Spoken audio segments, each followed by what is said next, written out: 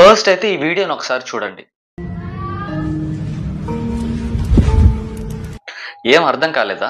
పర్లేదు, అక్కడ ఏం జరుగుతుందో బ్రీఫ్గా మీకు ఎక్స్ప్లెయిన్ చేయడానికి ట్రై చేస్తాను అండ్ లాస్ట్లో ఆ వీడియోని కూడా ప్లే చేస్తాను. ఆఫీస్ నుంచి ఇంటికి వచ్చిన హస్బెండ్ తన వైఫ్ కనిపించకుండా వెనక నుంచి వెళ్ళి సర్ప్రైజ్ చేద్దామని అనుకుంటాడు. కిచెన్ లో తను ఏదో పని చేస్తున్నట్టు కనిపిస్తుంది.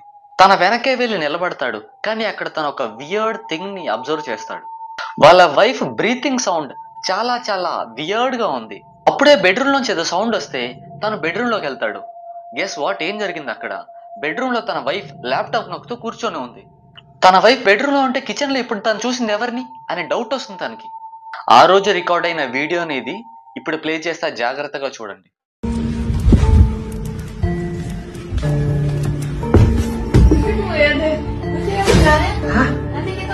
Kok kamu di sini sih?